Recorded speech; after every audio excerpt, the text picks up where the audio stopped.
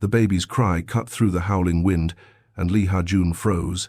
He just left his Mercedes idling, lieutenant waiting, when he heard it. A woman collapsed against a shuttered storefront, the white snow melting beneath her, a newborn wrapped in her torn jacket, fragile and freezing. Her brown skin glistened with frozen sweat under the flickering streetlight. Her eyes met his wild with terror and fading consciousness. "Please," Christine Brown gasped, her American accent thick. "Take my baby. Just save her." Ha-joon didn't call an ambulance. He called his private doctor. Within 8 minutes, Dr. Kim arrived at the location with a full medical team. Christine, barely conscious, tried to push them away, clutching her daughter against her chest. "I can't pay for this. No insurance." "You're not paying." Ha-joon's voice cut through her panic. He knelt beside her in his designer suit. "Look at me. You're coming with me, both of you. I don't even know you. Lee Ha-joon, head of the largest syndicate in Seoul. And you're freezing to death in the snow.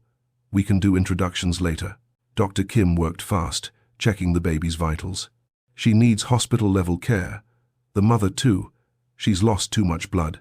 Ha-joon lifted Christine into his arms like she weighed nothing. She wanted to fight, but her body had given everything to bring her daughter into the world. The Mercedes leather seats had never held someone like her. Someone broken, someone desperate, someone real. At his fortified compound, the medical staff moved like a tactical unit. Private suite, armed guards outside, surveillance on every entrance. Christine woke up 6 hours later, in a bed that felt like luxury she'd never known, her daughter sleeping in a professional bassinet beside her. Ha-joon sat in the corner, watching them both like a predator guarding unexpected prey. "Why?" Christine's voice cracked. "Why would you do this?" He stood, walking to the window. Seoul's underworld glittered below him, a kingdom of shadows and power. "I haven't figured that out yet. That should have been the end of it. A good deed, a moment of unexpected compassion." But when Ha-joon returned to his private quarters that night, he couldn't stop seeing her face. The way she'd offered him her baby, to save her. The way she'd looked at him like he was either salvation or just another monster. His phone buzzed. His father, Lee Tae-shin. "The Busan meeting is tomorrow. Ji-ah will be there with her father. You need to finalize the alliance announcement. Yoon-jia, heiress to the Busan territory. Beautiful, ruthless, perfect on paper. They'd been negotiating this arrangement for 6 months.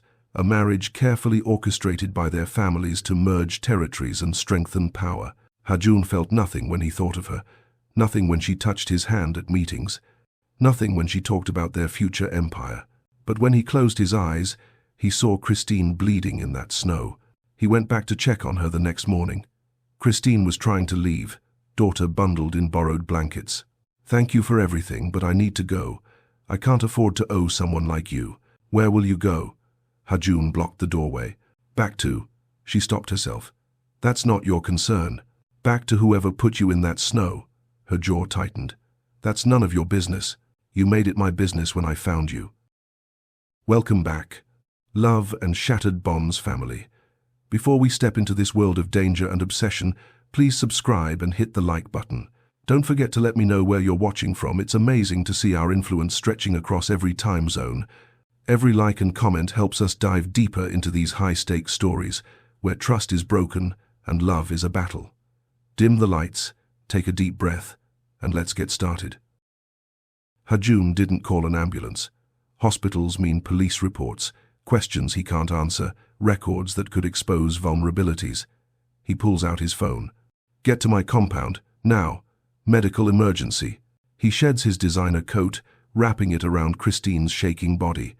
The snow soaks through his shirt as he lifts her effortlessly as she's still holding the baby. "Boss, we can't bring her to the compound. The others will drive." Ha-joon's voice cuts like steel. The Mercedes tears through empty streets. Christine drifts in and out of consciousness, clutching her daughter with the last of her strength. Ha-joon holds them both steady, his hand pressed against her back, feeling her life bleeding away into his coat. At the fortified compound, Dr. Kim arrives within 8 minutes, full medical team behind him. They move fast, setting up equipment in the guest suite. Christine, barely conscious, tries to push them away. "I can't pay for this. No insurance." "You're not paying." Ha-joon kneels beside her as Dr. Kim accessed the baby. The baby screams, healthy lungs filling with air. "Who are you?" Christine whispers, eyes unfocused. "Lee Ha-joon. And as of tonight, you and this baby are under my protection. That means no one, not police, not social services, not whoever you're running from touches you without going through me first." Her eyes widen, recognition flickering. Even half dead, she knows that name, knows what it means. Then she passes out. Dr. Kim's expression darkens. She needs hospital-level care, blood transfusion, antibiotics.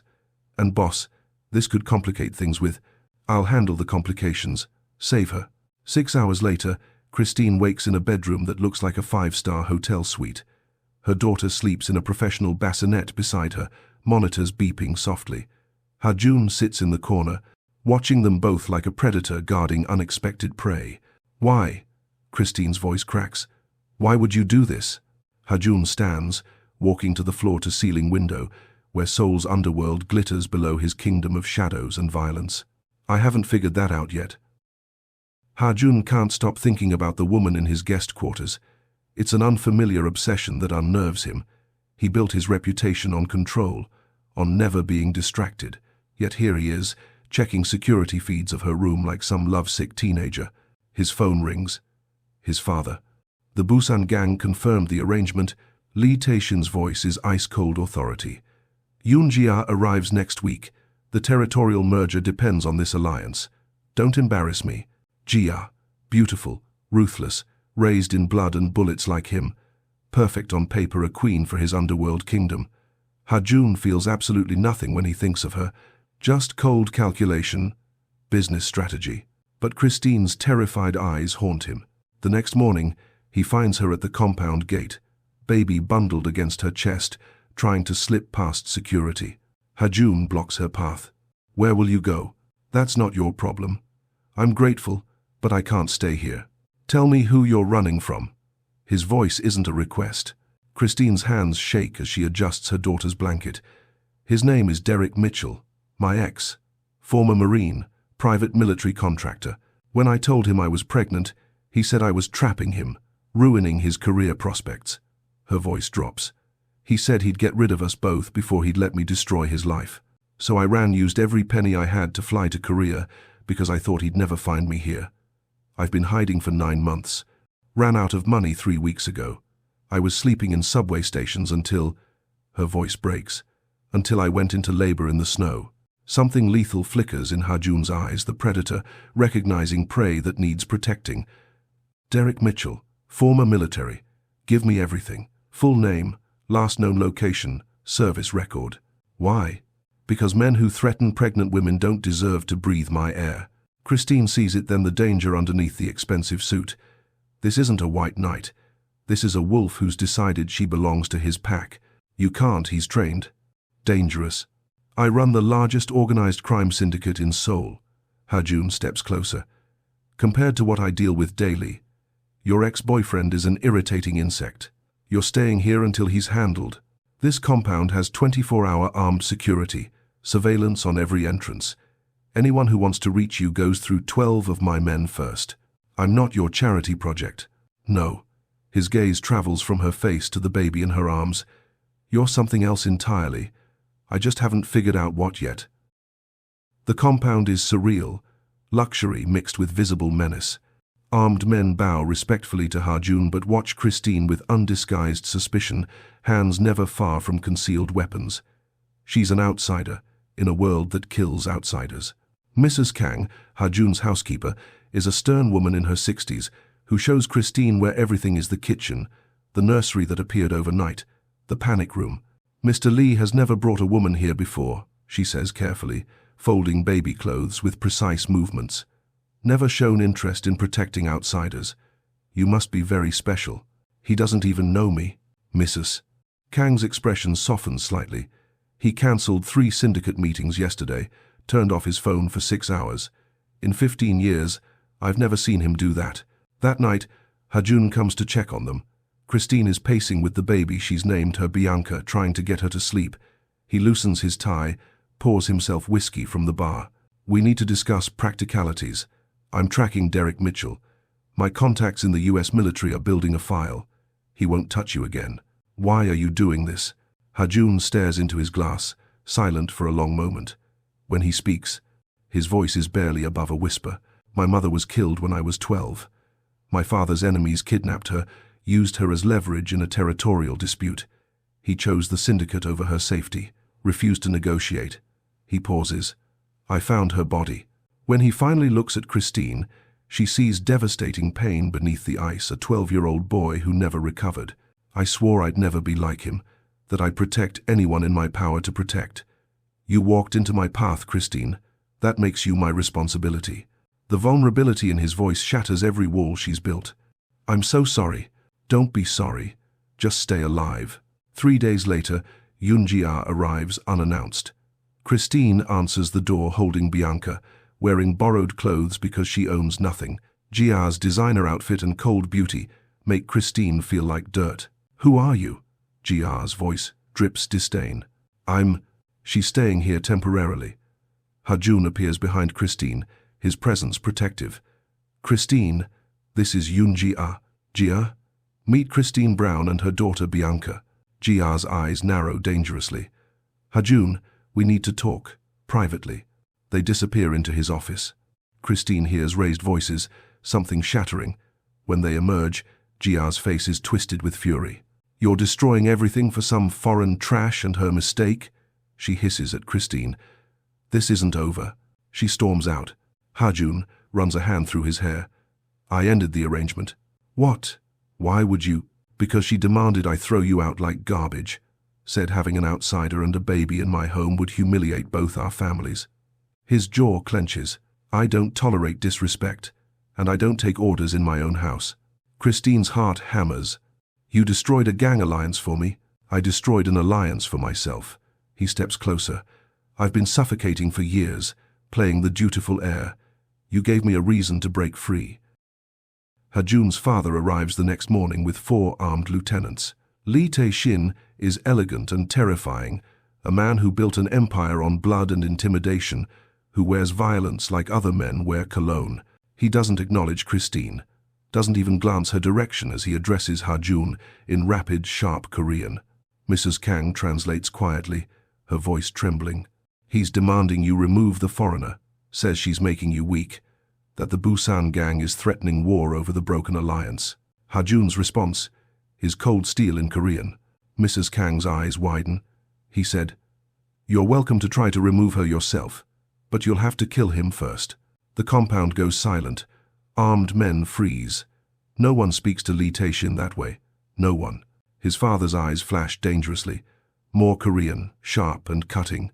He says you're choosing a woman over your blood, over the empire he built for you, that she's poisoned your mind.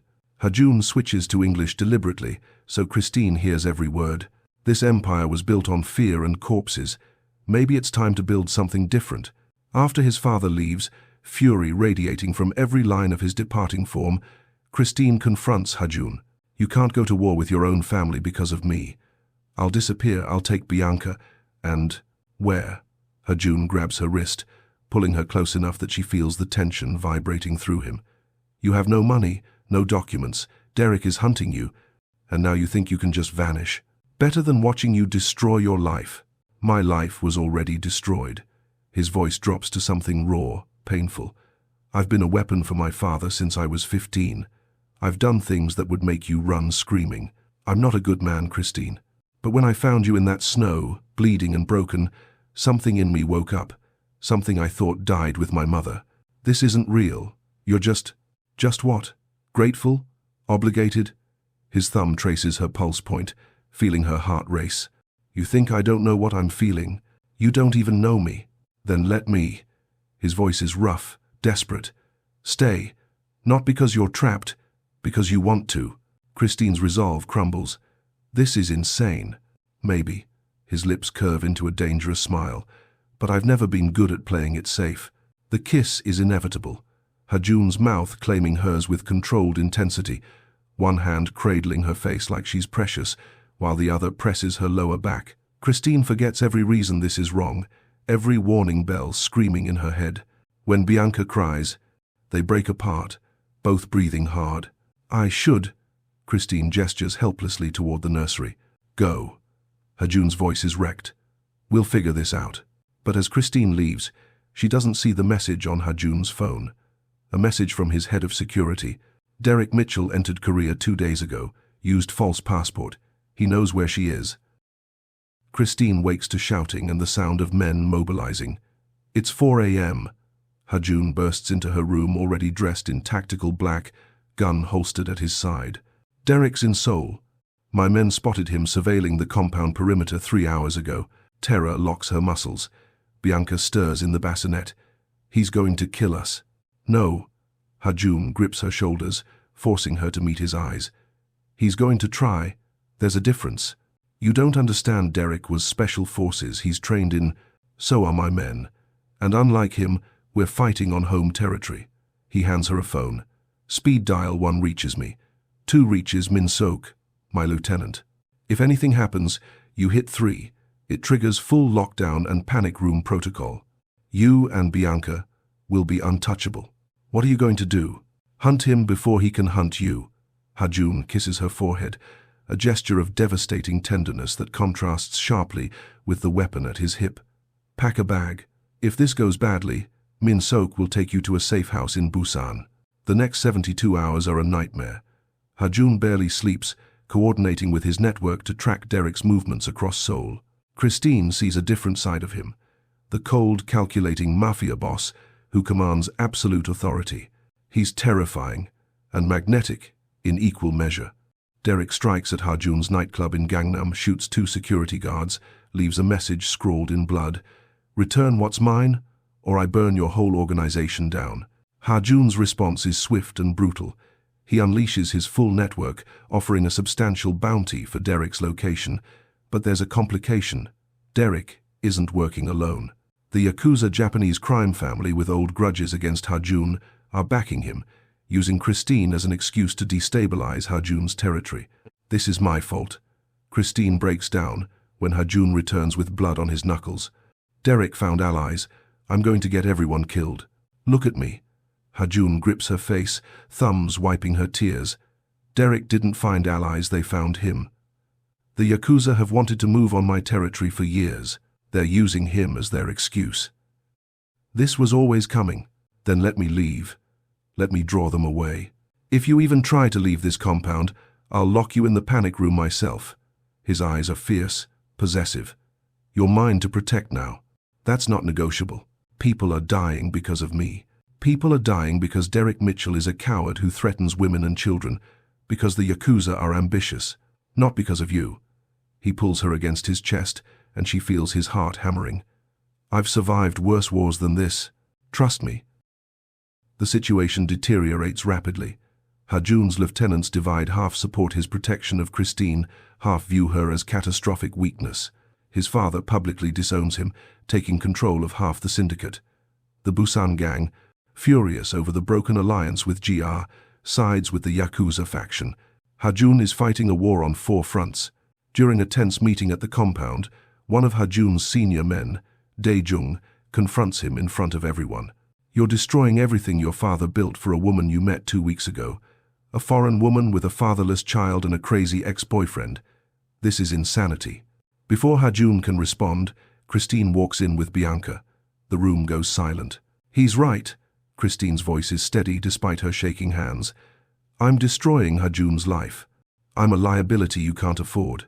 She looks directly at Ha-joon. What am I to you? Really? We barely know each other. You can't burn your whole empire for someone you found in the snow 2 weeks ago. Ha-joon stands, and the room feels like it might explode. You're right. I barely know you. I don't know what you wanted to be as a child. Don't know your favorite anything. But I know that when I look at you, I want to be better than the monster my father trained. I know that when Bianca smiles, my chest does this thing I've never felt before. And I know that the thought of you walking away makes me want to burn this entire organization to ashes if it means you stay. The room erupts in protests. Dae-jung stands. You've lost your mind. You're unfit to lead. Then challenge me. Ha-joon's voice cuts like a blade. Right here, right now. You want control? Take it. The challenge, ancient syndicate tradition. Fight for leadership. Dae-jung hesitates, then attacks. The fight is brutal and quick. Ha-joon breaks his arm and puts him on the ground in 90 seconds, knee pressed to his throat. Anyone else? He looks around the room, blood on his knuckles. Anyone else want to question my judgment? Silence. Good, because Christine Brown and her daughter are under my protection. That's final. If that makes me weak, come take my place. No one moves. That night, everything explodes. Derek and the Yakuza launch a coordinated assault on the compound, 20 armed men, explosives, precision timing. Ha-joon's men fight back, but they're outnumbered and caught off guard. Gunfire erupts. Windows shatter. Explosions rock the east wing. Ha-joon shoves Christine and Bianca toward the panic room. Go. Now. Lock it, and don't open it for anyone but me. Ha-joon. Go. She runs, Bianca screaming in her arms, as the compound transforms into a war zone behind her. Gunfire shatters the night. Ha-joon shoves Christine and Bianca into the panic room, a reinforced bunker beneath the compound, then returns to the fight. Through security monitors, Christine watches the battle. It's savage. Ha-joon moves through the chaos with terrifying efficiency, not just a crime boss but a trained killer. He's protecting his territory, his people, and her. Derek breaches the inner compound, killing 3 guards. He's headed for the panic room. Somehow he knows where it is. Someone gave him intel, a traitor in Ha-joon's organization. Christine watches Derek get closer on the monitors. She has 2 choices, hide and hope. Ha-joon reaches her first, or open the door and face Derek herself to buy time. Bianca is screaming. Christine makes a decision. She opens the panic room door and steps out, leaving Bianca inside, locking it behind her. Derek finds her in the hallway. He's covered in blood, gun raised, eyes wild with rage and something worse, vindication. There you are, you lying bitch. You ran halfway around the world, got me disowned, destroyed my reputation. All for this? I ran because you threatened to hurt our daughter. Christine's voice is surprisingly steady.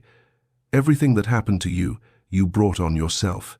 That baby ruined my life. Derek advances. I'm taking her, raising her myself, and you're going to rot in hell knowing you'll never see her again. Actually, a cold voice cuts through the hall. You're going to die knowing you failed. Ha-joon appears behind Derek, suit torn, face cut and bleeding, gun leveled with deadly precision. Drop your weapon, or I'll drop you. Derek spins, firing. Ha-joon dodges, returns fire. The gunfight is over in seconds. Derek falls, wounded but alive, gun skittering away across blood-slicked floor.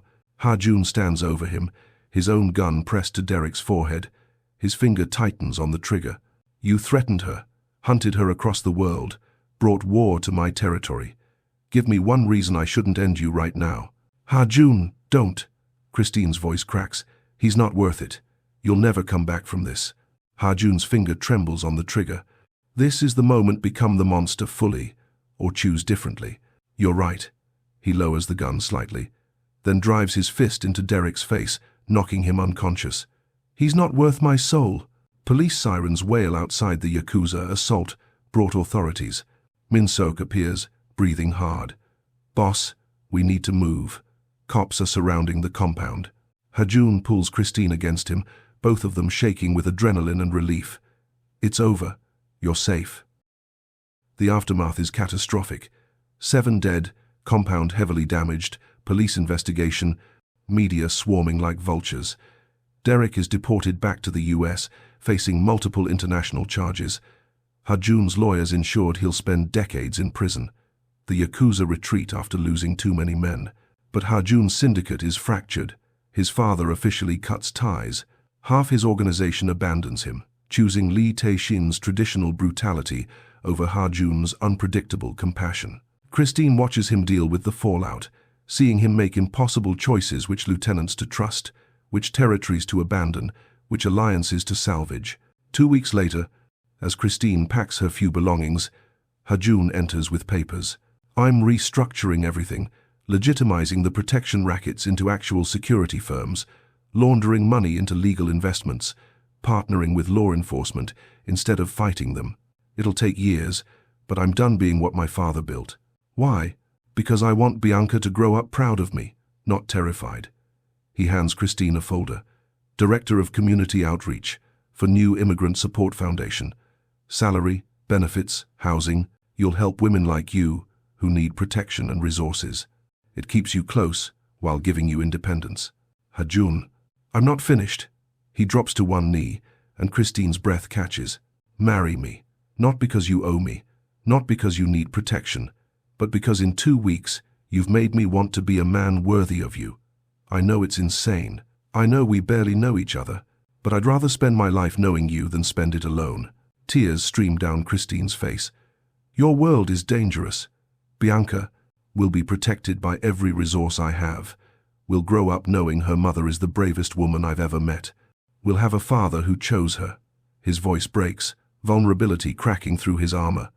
Let me choose you both, please.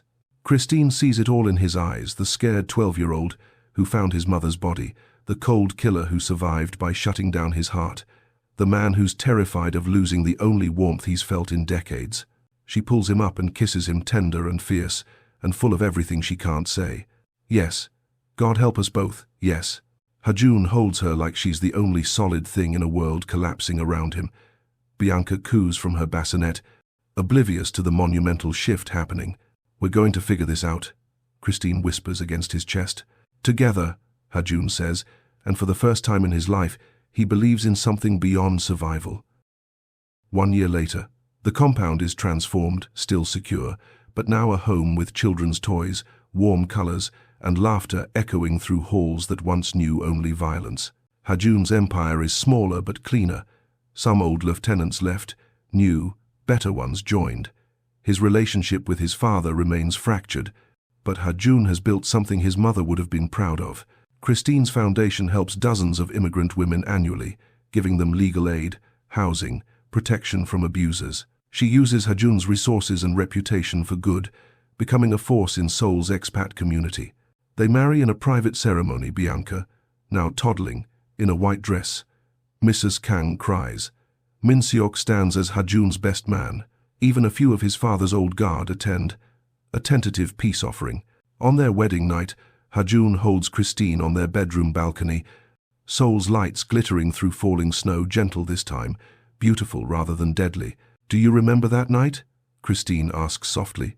Every detail. His arms tighten around her. I think about how close I came to driving past you, to not stopping, but you did stop, because something in me recognized something in you. He turns her to face him, snowflakes catching in her hair. Thank you for being brave enough to let me save you. Thank you for being brave enough to let me save you back. They kiss as snow falls softly, Bianca's delighted laugh echoing from inside where Mrs. Kang is entertaining her with some game that involves far too much squealing. Two broken people who found each other in the freezing dark and chose to build warmth together. Welcome to our beautiful chaos, Christine whispers against his lips. Ha-joon smiles, genuine, unguarded, free. The kind of smile he never thought he'd be capable of again. Wouldn't have it any other way. Inside, Bianca calls for them, her tiny voice full of joy. They go to her together, stepping from the cold into the warmth they've built, imperfect, hard-won, and more real than anything either of them has ever known. Sometimes salvation comes in the form of a stranger's kindness. Sometimes love blooms in the snow. Sometimes the most dangerous man in Seoul is exactly who you need to save you. And sometimes, saving someone else is how you save yourself. That is how a cold winter night in Seoul turned into a lifetime of warmth for Ha-joon and Christine. Now, I have a question for you.